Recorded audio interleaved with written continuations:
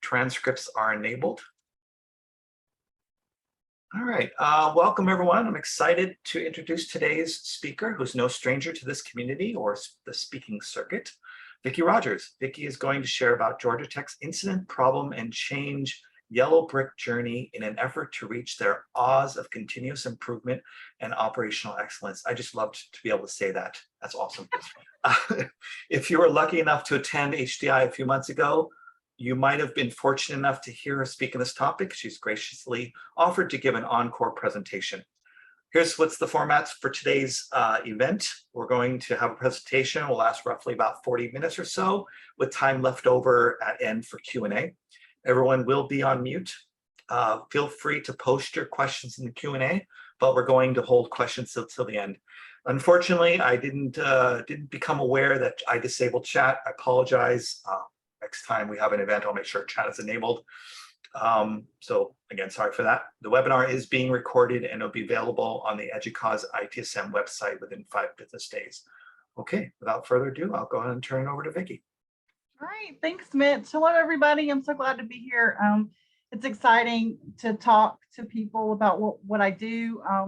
But Mitch and I were talking before this. It's not always a very exciting topic. So I'm going to do my best here. And part of my theme was to try and do that as well. So have you ever had a really great idea? Like, you know, one of those moments where you think, I have just invented the next sliced bread and it's brilliant and I'm so proud of myself. And then you wake up the next day, kind of like a Jerry Maguire moment, if you remember, and you think, oh, what did I do? Well, that's actually the way I felt about this presentation when I gave it the first time, because my daughter and I were in the car and we were talking about my presentation proposals and what I was going to do next. And I was like, you know, I want to talk about incident and problem and change. And she said, that sounds like lions and tigers and bears. Oh my. And I went, oh, Wizard of Oz theme. That'll be fun. And oh, we can do this whole theme and I can have red shoes and I can dress up as Dorothy. And I submitted the proposal. And as soon as it was accepted, I thought, oh dear, what was I thinking? This is a little over the top. So just go with it. It'll work out. Ultimately, it did give me an excuse. I gave this presentation in person and I got to buy some red shoes. And I mean, I'm not sure all of you can understand that, but it's a big deal. So I'm happy about that. So we're gonna go down the road of incident, problem, and change today and try to make it as entertaining as possible while still learning some things. So first and foremost, I want to tell you a little bit about Georgia Tech. If you don't know about Georgia Tech, we're a top 10 public research university. We have 6 colleges and the Georgia Tech Research Institute. And if you don't know what the Research Institute is, they basically learn really cool things and invent really cool things, and they make money for it. So we pull in about $1 billion in research awards every year. We have Department of Defense contracts and all kinds of interesting things like that. That makes it a little different than just your typical university and just your typical research university. We think we're special, but of course there's lots of y'all out there. So I have worked for a smaller institution. I worked for the University of West Georgia for about 12 years. And I've done a couple of corporate gigs and I do some consulting on the side, but I love being home at Georgia Tech. And by being home, I mean, I'm sitting in my office at home right now, out in the country, about 2 hours from Atlanta, instead of driving into Midtown every day. We have about 40,000 students and about 20,000 faculty and staff. Mitch and I had this conversation before too, talking about, I said, are you centralized IT? And he said, well, both, because that's what a lot of us are. We do have the central IT unit where we employ about 600 people. And then our distributed colleges and some of the units have their own separate IT units that we work with, that we collaborate with. So it's an interesting place to live and work. And I'd love to talk to you more about Georgia Tech, but let's move on to what we're here for. So the path that we started on was, and what we're going to talk about today is how to get started with incident, problem, change when there isn't anything in place. And then I'll talk to you about what we did to adopt the processes and and what we learned, and then where we are now, because I'm not going to lie, we're not done. And I'm not sure anybody ever is. So if you aren't, I want you to not feel bad about that. So I am steadily searching for the first poll, and that poll is going to ask you if you tell me what the poll says, Mitch. I've lost my, oh, I found it. Does your institute practice service management? So the options are, what is service management? We know what it is. We aren't amateurs, but we got a long way to go, and we are great at it. So Vicki, would you like me to launch the poll for you? Yeah, please. All right, you got it. So poll should be available to everyone. Please indicate your answer. I'll give a 30 seconds or so. When I see the participation dip, I'll go ahead and close the poll, and we can have a little chat about it, about the results. Keep them coming. We're about 75 participation. What's that, Vicki? No, good. Only 5 people? No, we're about 82% participation. They're coming in. Okay, good. 86. Love the response. Thank you. I'm going to ask some of these questions because I kind of want to know where you are, and that'll help kind of drive where I go when I'm talking. I don't want to talk to you about things you don't care about. We're at a good number. I'll go ahead and display the poll results for you, Vicki. Here you go. Okay. And I'll go ahead and share the results. Everyone should be seeing the results on the screen. Okay, good. So the great majority says they're not amateurs, but you have a long way to go. And I think that that's wonderful. For those of you that said we're great at it, I'm going to stop talking and let you do this because you're better at it than me. It's one of those things that you know what to do, but that doesn't necessarily mean you're doing it. So I feel like we can always learn and grow. I mean, part of ITSM is continuous improvement. And so there's always more we can learn. And I will take any advice you have, and hopefully we'll have some time for that in our session. So I'll go ahead and stop sharing the results. Okay. So getting started with process. So just for those that don't know what it is, I want to just do a couple of slides around ITIL, what ITIL and ITSM is. ITIL is just a framework that guides how ITSM is implemented, and ITSM is the actual practice of planning and delivering IT services. Nothing fancy about it. It's not a rule book. It's not a checklist. It's a framework. And that's important because I don't think there's any one way to do this. Now, there are hard and fast people, ITIL people, that will tell you there's only one way to do this, but I think they're wrong. I think that you have to take the framework, see what works for you. There are best practices, and there are ways that we can go about it that I believe work, that are tried and true, but you've also got to consider your own organization. So is it still relevant? Well, I think that the processes and the procedures that they establish, and the fact that they're constantly working to align IT services with strategic goals, that alone makes it relevant. There are people that say it's not relevant anymore, but I have never seen it not work if it's done well, and if it's continuously improved upon. So I wholeheartedly believe it's still relevant. I've got a list here that you can read about how it provides value. If you need to sell ITSM to your organization, get in touch with me. We'll talk about it. I got some great talking points on that, but let's just assume from here on out it is relevant and it does work. So the first lesson for you today is do as I say, not as we did, because I can tell you that it was not pretty, and it's still not perfect. We still got a ways to go, and so I'm gonna be real candid with you and transparent and tell you where we made some mistakes and things we learned in the process. And I hope that you won't think ill of Georgia Tech or of me. Instead, you'll realize that I have a sign somewhere in my office that says, "Remember, there are no mistakes, only lessons." So we have definitely learned lessons. So initially, what we did. Actually, before we do that, let's do the next poll. Do you have FTEs dedicated to ITSM processes? Do you have a full-time incident manager or change manager or something like that? Mitch, can you display that poll? Yep, you got it. poll should be It's just a yes displayed. or no. Yep. Or is it somebody's other duties is assigned? And it's okay if that's the case. Yeah, if there's other answers, feel free to put them in the chat as people have been doing. So that's good. Oh, the chat started working? Yeah, I figured out it's like fixing the Oh. Fixing the train in post, right? Fixing the track while the train's on the track, right? Figured it out. Yeah. So The yeah, chat is plane while working. it's in flight. Yeah, Yeah. that's right. Another analogy. Absolutely. All right, I think we're good. About 84% participated, Okay.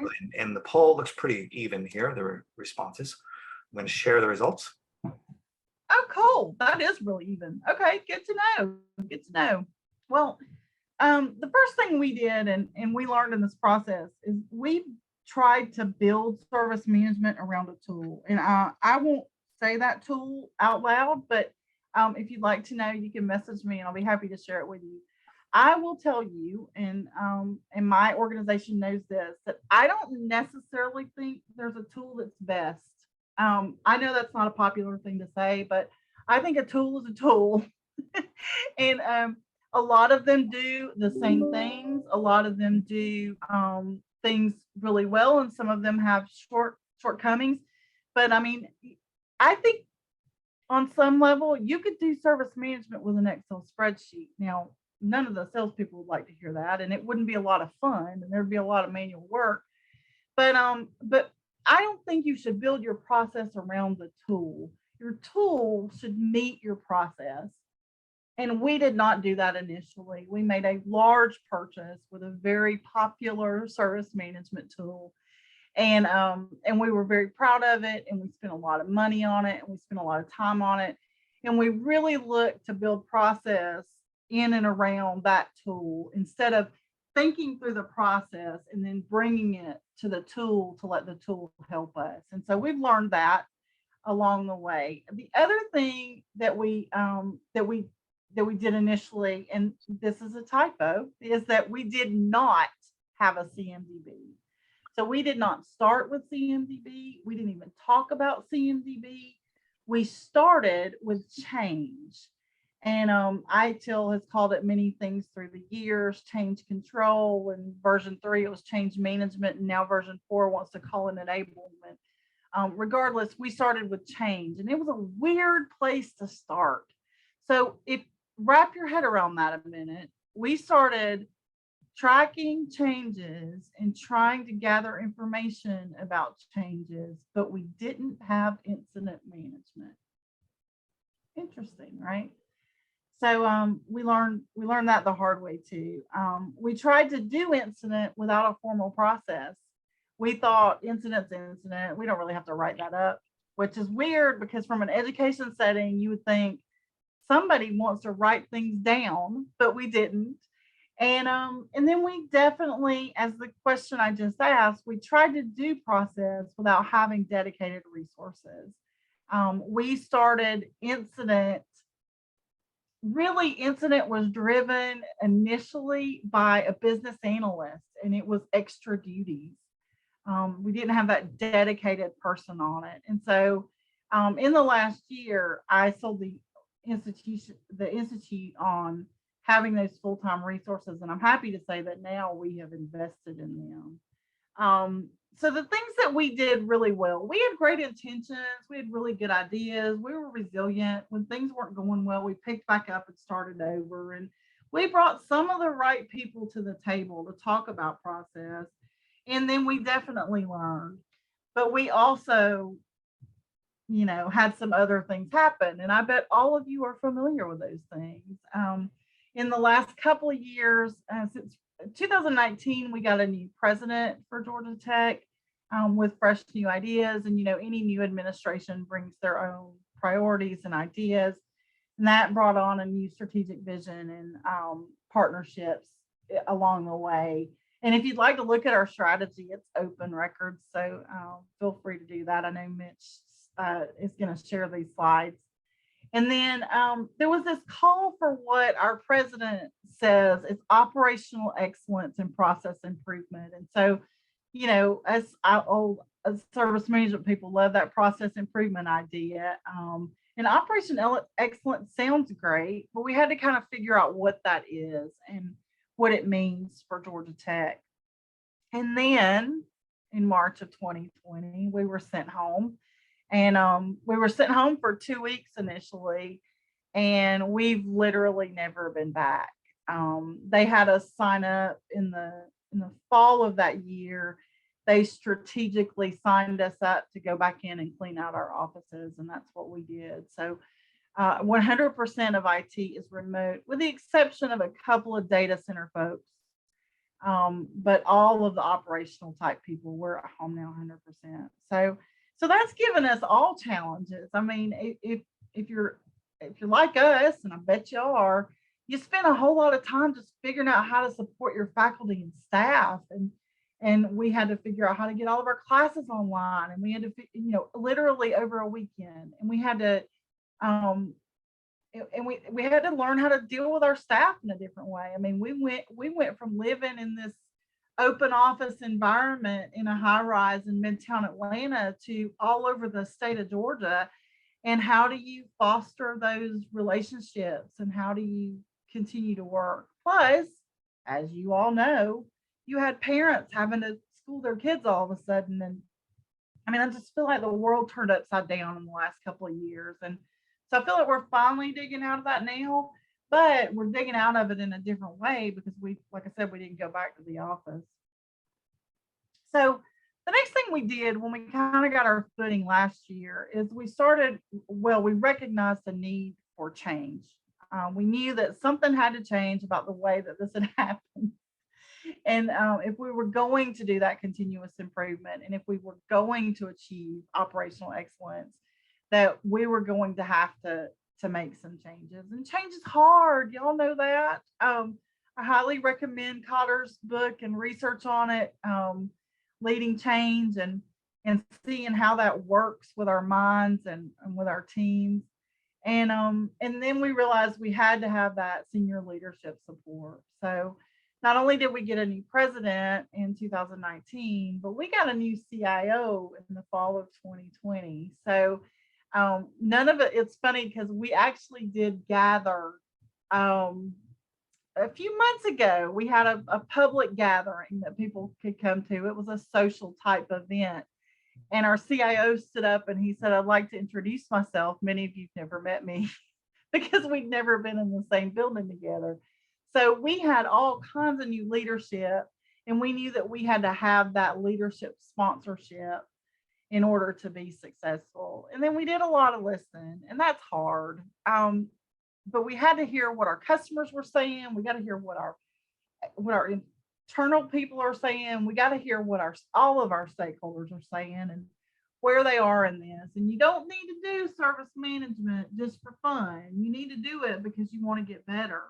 And you can't get better if you don't understand what better is. So I would encourage listening sessions, town halls, talking to anybody you can about what their experience has been like. And then we designed with that framework foundation that we talked about. Sorry, I have a tickle in my throat. So we referred to ITSM as a whole, and we never fails, right, when you're presenting. I tell you what, let's do the next poll, Mitch. Sure. Real quick, we have a question Q&A if you don't mind answering. So asking, what is your service management tool? Well, we'll give you a second there. I am so sorry. Okay. Our tool is ServiceNow. I wasn't going to say, but since you asked, I will. How about that? Well, we're not promoting one or another, just a question that came in. So right, the next poll. Yes. Here you go. Thank you. So which process are you best at right now?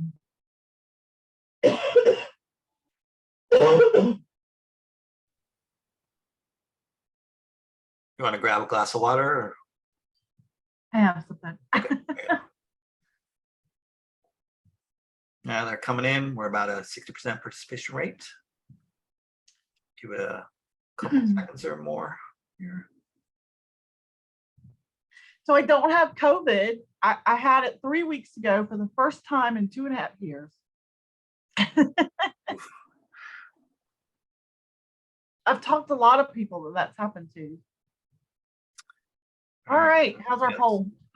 We're good. Looks like we've got a critical mass here, so I'll go ahead and end the poll, and I will share the results. Okay, overwhelmingly incident and change. I'm not surprised there. I am a little surprised about change because it seems people don't like to do change management, but that's interesting. Okay, cool, good to know. So we took that framework foundation and applied it to Georgia Tech. And I said it earlier, and I'll say it again probably, that it's so important that you understand your institution's needs and your institution's how you work. I mean, we can't forget that at Georgia Tech we have. I thought when I went to work for Georgia Tech that it would be this huge melting pot. We're in Atlanta, people are coming and going. Tech employees don't stay much longer IT employees don't stay much longer than a couple of years in a job these days. And so I thought there'll be a lot of new faces and young people and new ideas. And what I found is at Georgia Tech, we have this great tenure that we have people working in IT at Georgia Tech that have been there 30 and 40 years. I mean, we've literally, our COO is someone that was a part of building the original network. So there's an even better combination than I thought of the historical and the traditions and and knowing the background of why things were done the way they were. And then all of these new people coming in with fresh ideas and just ways they believe to make things better. So we had to think about our institution's needs in even designing service management. Yes, there's a foundation. Yes, there's a best practices to do it, but we had to consider some of our legacy things that were going on, and so we continue to navigate that. And then we document it. And don't you all hate to document? I mean, nobody wants to do it. It's not fun, but there's no way that you can continue on this path without documenting. And I'll tell you, we wrote a problem document, a incident document, a config document, a change document, and finalized them all the first of this year, really, into last year, first of this year. And right now, I had a conversation this morning with my team about editing those documents because we see constant improvement around how we can do these processes and how we can get better. So just because you have a document isn't enough. You've got to have a document that first of all makes sense, that has regular review, that is accessible to people, that people will use. Because what we found is we have these documents that we were really proud of that are about 25 pages long. And I hired an incident manager and he said, I read it once, but please don't ever make me read it again. Because it wasn't practical. So think about that. And then we hired people. So I hired a full-time incident manager, a full-time problem manager, a full-time service catalog person, a full-time incident problem config person. I will be hiring a full-time change person in the next few months, I hope. And I have a full-time knowledge person. So I am so lucky, and I don't want to even pretend like I'm not. We are so lucky to have senior leadership support and the financial support between having all these positions. And I think that we can do great things around that. But having it as somebody's extra job or other duties is assigned, that's just not enough. All right. So you asked me which tool I use. I want to ask you which tool you use. So the next poll is, which tool do you use? All right, let me go ahead and launch this poll. Everyone should be seeing this poll. I took the liberty, added a few more, Vicki, so hopefully that was okay. Oh, good. No, that's great. Oh. Yeah, there's always going to be another, so yeah. And if you are answering other, I would love to see in chat what that other tool is. Yeah, I did a survey about a year ago, Vicki, asking the same question, and the results we're getting seem to align with what people are saying in the survey. So, Oh, cool. And we're at 83%. Looks like we've hit a critical mass here on participation. I'll go ahead and end the poll and share the results. All right. So 44% service now. Cool. Yeah, I mean, it's very popular now. And then it's interesting because I bet if we'd asked this question 5 years ago, it would have been overwhelmingly BMC footprints. So it's interesting how things trend. But again, I'm not a salesperson for tools, but I am happy with ServiceNow, and they do have a lot of things you can do just straight out of the box, which makes it easy. We've had other departments, because we're not 100% centralized, we've had other departments at our institute buy their own solution and use it. And they've often found that it wasn't enough for what they really wanted to do. But this is no easy choice.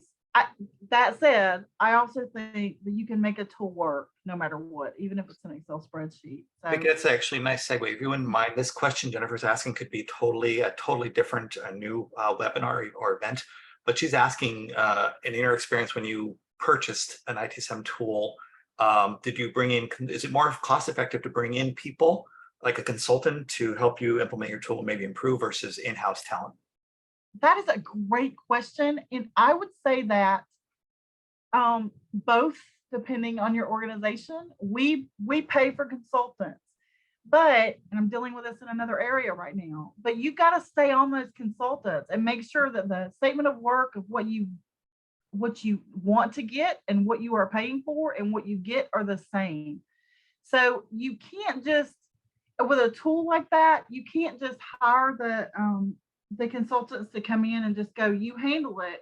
It's a real hands-on process. So I think it's both. And you need somebody in your organization that has enough knowledge around the tool when they leave that you can survive. So so that said, we hired consultants to come in and help us adopt. We still use consultants from time to time when we're bringing on a new module or when we have specific needs. Right now, we have some specific needs around our CMDB and some configuration things. So we've hired a group to come in and help us with that. But we also have a staff of full-time ServiceNow developers that we keep in-house so that we can create our own development cycles and get our own work done. I appreciate that. All right. So lessons learned that we learned. You need a champion. It's not going to happen magically like anything else. You need somebody that their bread and butter is talking about service management. And that's hard because it's not exciting. But you need somebody that knows service management and can continually give the elevator speech and explain the value to the organization. You need to find a balance of who needs to be at the table and who doesn't. When we first started talking about problem, we just invited pretty much every department head to come in and into a meeting. It was a very expensive meeting, and let people just talk, which is okay. I mean, that's a kind of a town hall thing, and that's good. But at some point, somebody has to make a decision. And so so I say you got to make things a full-time role. You got to communicate 1,000%. But then somebody's got to make decisions, be accountable, be responsible. This cannot be by committee. And Lord knows we love some committees in higher education, but this is not an example of one of those times that it works. In fact, just as a lesson learned, we came up with this idea around problem management where we would have a PAB, a problem advisory board, like you have a CAB, a change advisory board. And we were going to let problems go before this board of about 20 people to discuss. And in theory, it sounded good. But what we found is that we just got wrapped around things. And we found that we need a full-time problem manager to coordinate and address and deal with the problems that are out there. Having a committee of 20 did not work for us. It might for you, but it didn't for us. And then you need some governance, and nobody likes that word. In fact, it's kind of a joke at Georgia Tech that we don't say that word. It's a bad word. Um, we like to say guidance instead of governance, but you got to have governance. You got to have somebody in there that can be responsible, can hold people accountable, and make sure the work gets done. All right. So the next steps for us are that we're going to continue to engage with stakeholders, and I'm wrapping my head around that literally right now, because it is different when you're not in person. But we got to be able to get information. So yeah, surveys, that kind of thing, but we've also got to get just some real in-depth, specific information about what's working and what isn't.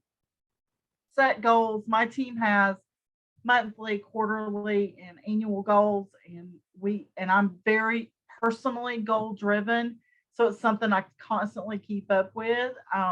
Since we mentioned ServiceNow, we use a process board, a freelance process board, task board in ServiceNow to keep up with our work and what we're doing, and it's great for us. It's simple and easy. It's like a Kanban board. But again, you could put that in Excel, or you could use a whiteboard on your wall to keep up with it. But I would say definitely keep up with it. And then you have to constantly tell the story. You gotta make it valuable. We're not gonna just do service management because it's the hot button or not the hot button, or because it's so-and-so said to, or another school is doing it, or whatever. We got to constantly sell the Institute on its value. So I'm going to show you a slide here that I love. And this is Legos. So if you like Legos, I know that they're not just a kid thing, because my 25-year-old daughter still plays with them. Well, she buys those expensive sets and builds them and puts them up in a room like a real geeky person does. And so the top picture is data. So that's all the Legos look together, right? And then you can sort that data. I can put it in pretty color coding. I can even arrange it. I can stack them all up by colors. I can present them visually in a way that looks pretty. But if I want to tell the story of what those Legos are and what they can do, I need to build a house for you. I need to build something. I need to make that, Star Wars replica. And then it's not just a pile of Legos. Then it's telling me something. And then they even added this actionable, which is they didn't just write the story and build a house. They made things that can be used. And so I think a lot of times in IT, at least it's been my experience, we think we're telling a story when we just dump data on people, or we might even present it visually in a pretty graph, but we don't tell the story of what it means. And so I'm in meetings all the time where people will say, we closed so many incidents this month. Well, that's great, but what does it mean? And how did service management play a part in that? So if I can say we closed this many incidents because we had this many less unauthorized changes this month than we did last month, and we solved 3 problems last month, therefore incidents went down. And what that means is we can save time and money. And in higher ed, we don't always talk about money, especially not at public institutions like mine, but it's still money. So I use this all the time. I think the people I work with are sick of it, but anytime we're doing a presentation for a group, either inside or outside of IT, I ask my team to consider this, because I think that that's really an important part of the story. So lots of documentation, lots of governance and best practices. And then, everybody's using these hot terms, optimize and automate. And I did a session at another conference about optimize and automate. And people love to think about automating things, but are you automating it at the expense of more time and money or more trouble to your user? It's not always the best idea to automate. Sometimes it's good to do it the old-fashioned way. And I think the best example I can give to that happened to me earlier today. I had to call a certain cellular wireless company.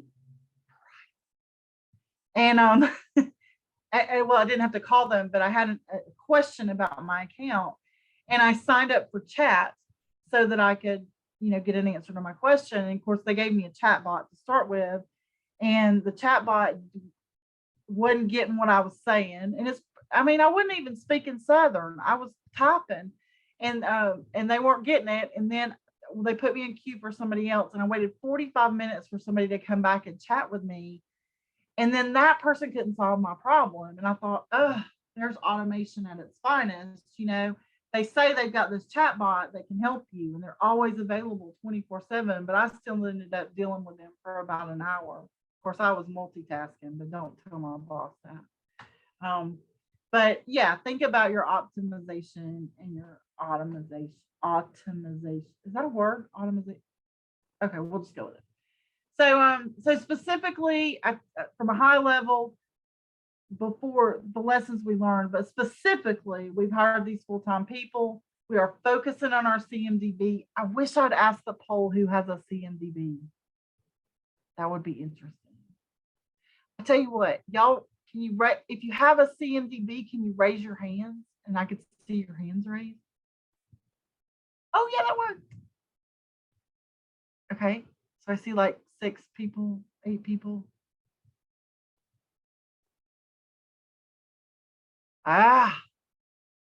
2, 4, 6, 8 people out of 88. So about 10% of you have a CMDB. How much easier would your life be if you had a CMDB? How can you assess risks on changes if you don't have a CMDB? I'm asking you because these are the questions I've asked myself. So maybe we need to do a presentation on CMDBs. That would be even more boring than this one, Mitch. Hey, if you're willing to come back, we'd love to have you. All right, we'll talk about it. We have what we call a service catalog, but it's not very user-friendly, and I don't think it's complete. So we've bitten off a big service catalog full project to rehaul that. And that's the thing about service catalogs. The thing about service catalogs and CMDBs is it's not one and done. You got to keep on it. And so now I have this full-time config person and this full-time service catalog person. And so they can spend their time making sure those things stay up to date and are truly useful. And then we set SMART goals for them at the quarter and the year. I believe in SMART goals. If you don't know what those are, you can Google SMART goals and find out. And we work on them. I mean, it works for us. But now, some personalities that might not, but I definitely give it a try. We've adopted a continuous improvement mindset. So at Georgia Tech, we have a couple of sayings in IT. One of them is lead from where you are. So even if you're not in a leadership role, consider yourself a leader in the organization and make sure you're constantly coming from that place where you're leading. Because leadership is not about managing a team, it's about leading. So we've done that. We also believe in feedback as a gift, and we say that all the time. Feedback is a gift, and so we work in an environment, and we created an environment where we take the risk and take on the risk of both giving and receiving feedback all the time, because that helps us continuously improve. And so it is not unusual to hear someone, and it's a skill that you can learn, but it's not unusual for you to hear from someone, are you open to some feedback? And so we have, as a team, my team around service management are open to that feedback. And I feel like that's part of continuous improvement. You have to be willing to hear the things that you can improve upon and not take them personally and not get offended or angry or upset, but see it as an opportunity to do better. And if we're constantly doing that, then we start breeding that attitude through the organization. And a continuous improvement organization is heads and tails above any other. So we definitely hold ourselves accountable and the organization accountable. And I love that. I thrive in it. And I would encourage you to as well. We're not people talk about sticks and carrots. We're not a sticks place. We don't punish people when they do bad things or when they mess up.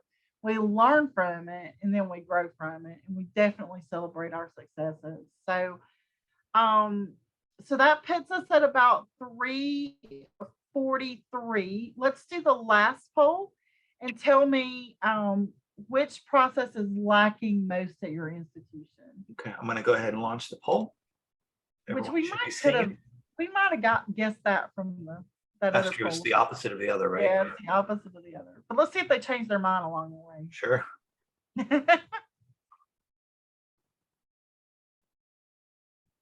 Again, if you want to put an other in chat, we'd love to see if you have a weaker process than what's being displayed here in this survey. Okay, we're about 75%. Yeah, I'm looking at the results. I'm not surprised by what's being indicated here. All right, I'm going to go ahead and close the poll and share the results.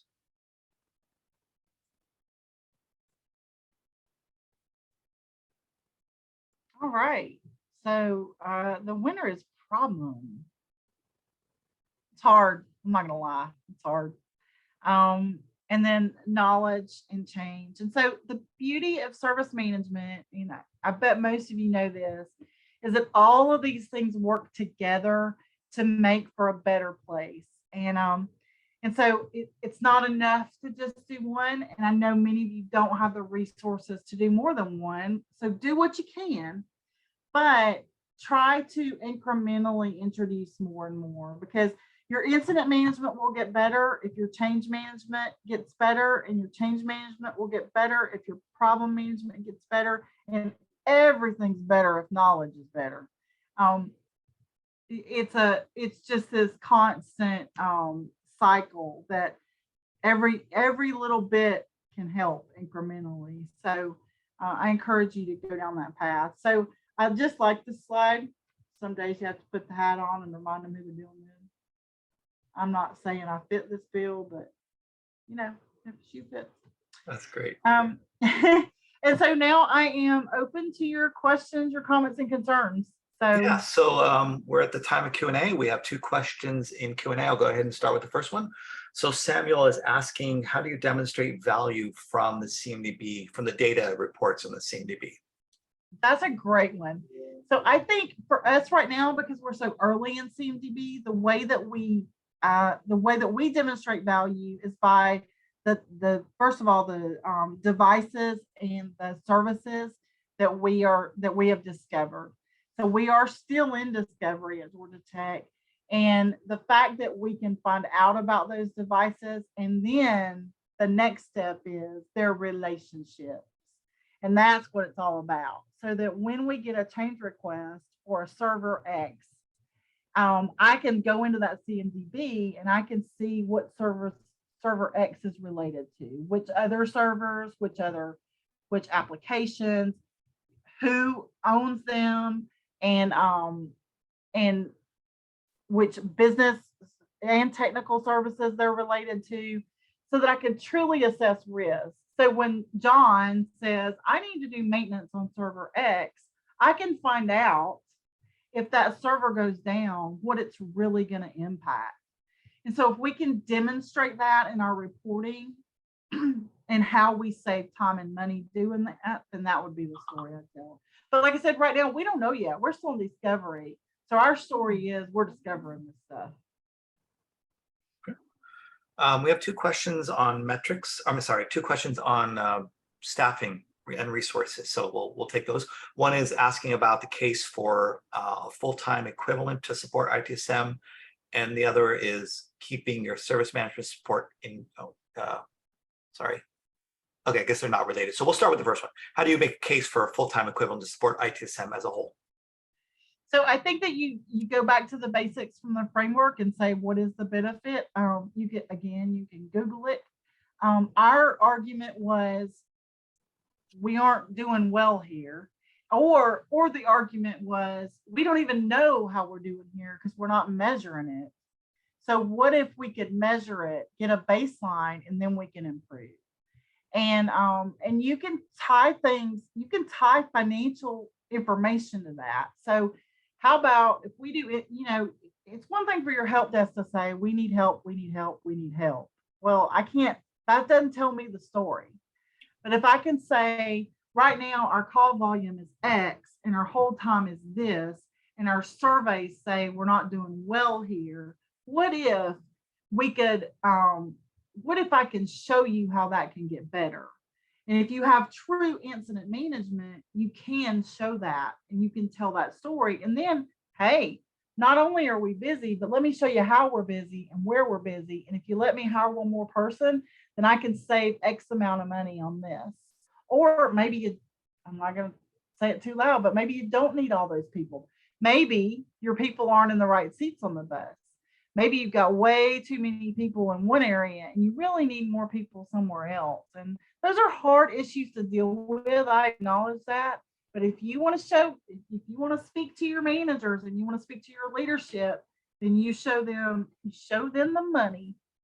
Yeah, it's really about what resonates. I love Ramsey's comment. He's saying, he framed the question around risk, right? So if you don't have enough staff to manage an effective service delivery organization, you're going to fail in some capacity or another. So, all right. So yeah, Zane's question is sort of, how do you keep your service management support team engaged since everyone is 100% remote? Oh, Zane, that's the question of the day, isn't it? We do check-ins Monday, Wednesday, Friday mornings.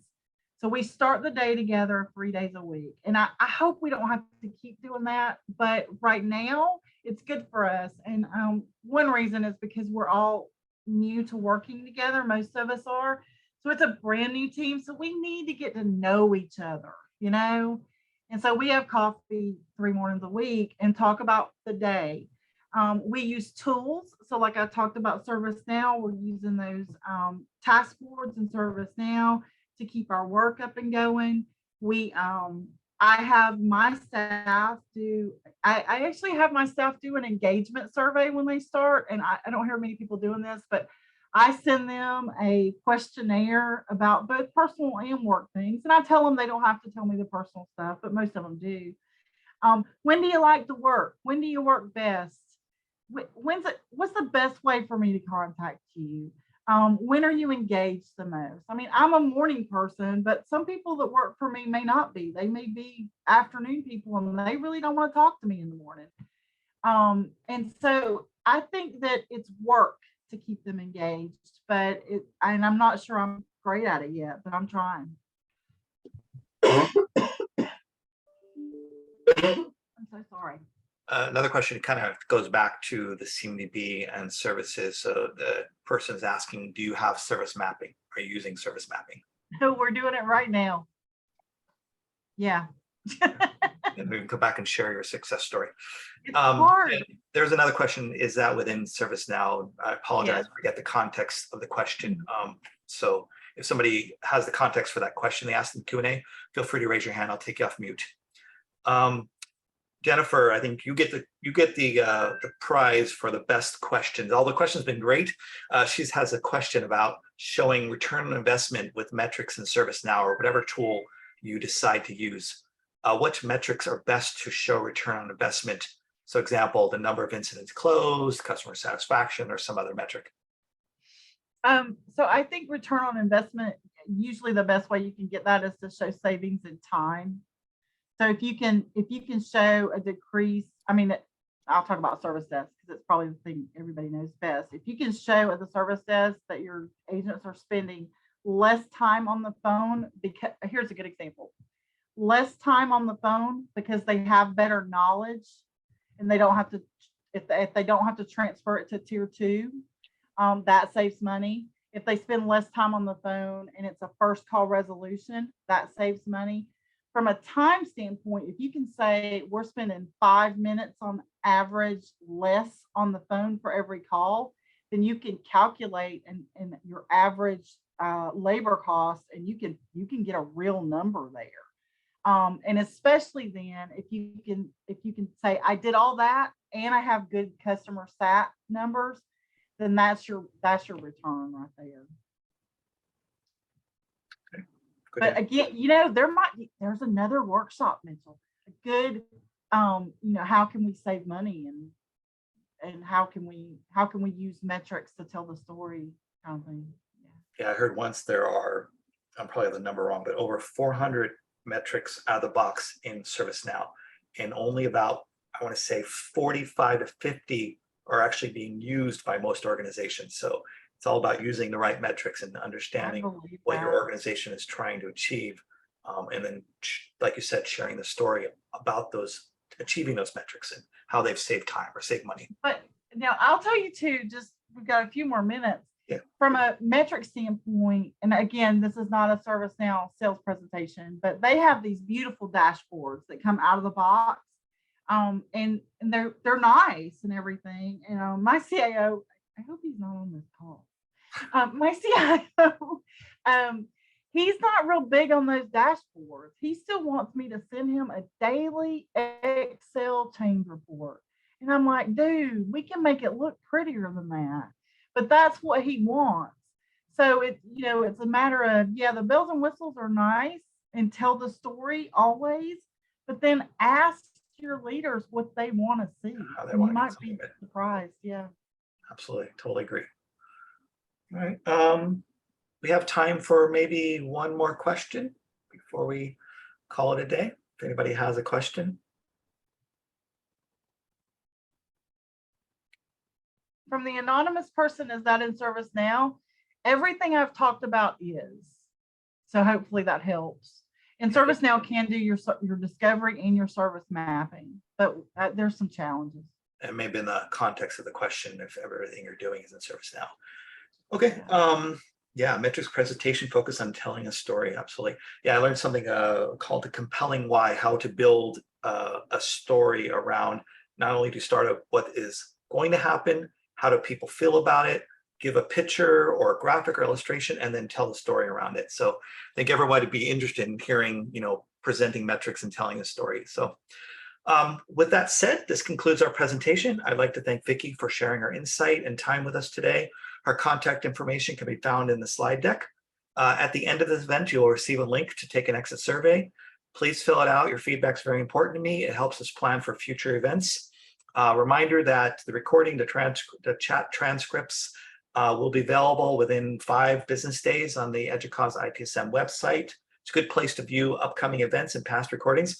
I heard a lot of good topics come out today about future events. So if any of you don't have to be an expert, but if you feel like you've got a story to share with this audience, please reach out to me. I will help you along the way, I'll help you in the process along the way.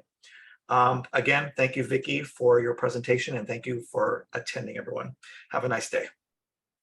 Thank you all. Thanks, Mitch. Sure. Bye.